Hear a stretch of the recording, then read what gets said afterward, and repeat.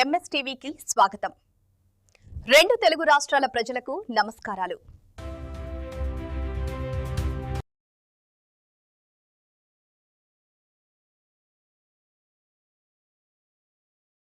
MS media ఈరోజు తాడ్వాయి మండలం ములుగు జిల్లా కాలువపల్లి గ్రామానికి వచ్చినాం. ఇక్కడ మన సర్పంచ్గా గెలిచినటువంటి మన వెంకన్న గారు, అదేవిధంగా మన కార్తీక్ వైస్ ఉప సర్పంచ్ గారి దగ్గర కలవడానికి వచ్చినాం. సార్ చెప్పండి సార్, మీకు కాంగ్రెస్ పార్టీ తరఫున టికెట్ ఇచ్చినందుకు, గెలిచినందుకు మీరు ఎలా ఫీల్ అవుతున్నారు? ప్రజలకు ఏమని మీరు సమాధానం చెప్తున్నారు? ఇప్పుడు మారుమూల గ్రామమైనటువంటి కాలువపల్లికి ఎంఎస్ మీడియా వారు శ్రమకోర్చి వచ్చినందుకు చాలా ధన్యవాదములు. మా కాలువపల్లి గ్రామ సమస్యల్ని మీడియా ద్వారా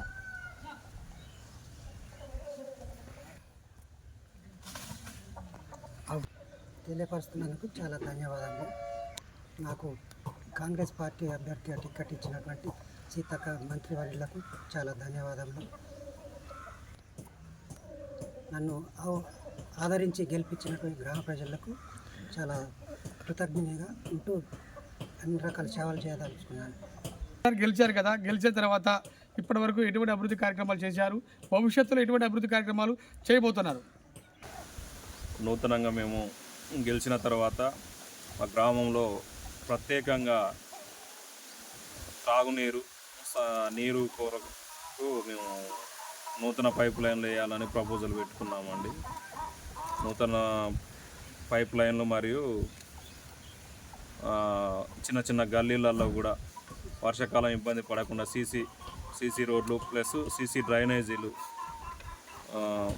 తీర్మానాలు చేసుకున్నామని. ఏమన్నా బడ్జెట్ రిలీజ్ అయిన వెంబటే మేము అవి చేసుకోవడానికి సిద్ధంగా ఉన్నాం గ్రామంలో అభివృద్ధి కార్యక్రమం. ఓకే సార్, మరి మీరు రాజకీయంలోకి దేనికి రాగలిగారు? సర్పంచ్గా ఎందుకు గెలిచారు చెప్పగలుగుతారా? రాజకీయంలోకి రావడానికి ప్రజాసేవ, రాజకీయంలోకి అంటే నేను ప్రజాసేవ చేయడం నిర్ణయించుకొని రాజకీయాలకు రావడం జరిగింది. అట్లా నన్ను ఆదరించి గెలిపించడం జరిగింది. మేము ప్రజాసేవ చేయాలనే దృఢ సంకల్పంతో ఈ రాజకీయంలోకి రావడం జరిగింది.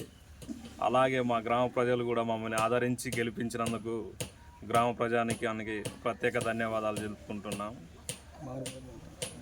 మా మారుమూల గ్రామమైనటువంటి కాలువపల్లిలో చాలా ఇబ్బందులు ఉన్నాయండి.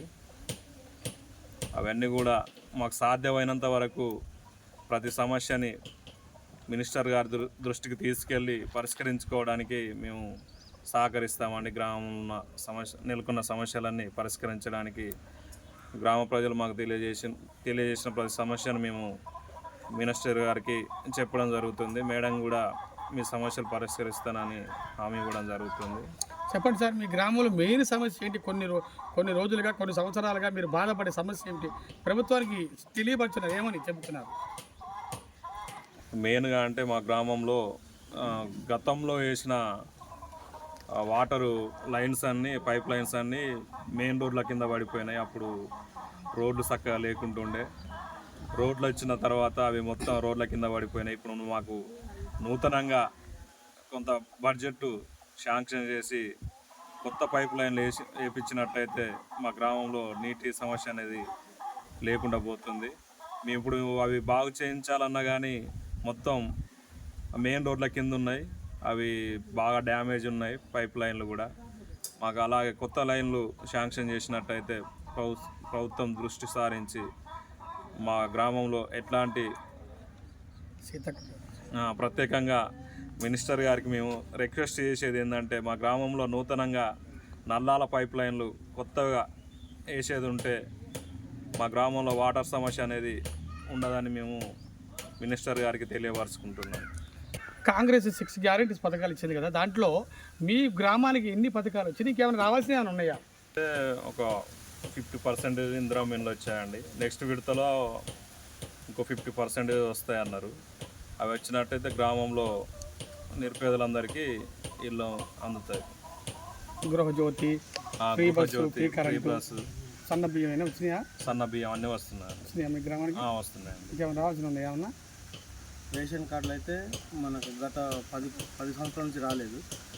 కాంగ్రెస్ ప్రభుత్వం వచ్చిన తర్వాత నూతనంగా కూడా నూతన రేషన్ కార్డులు చాలా కొత్త పెళ్ళి అయిన వారికి అందరికి కూడా దగ్గర ఒక 120 దాకా పెరిగినాయి.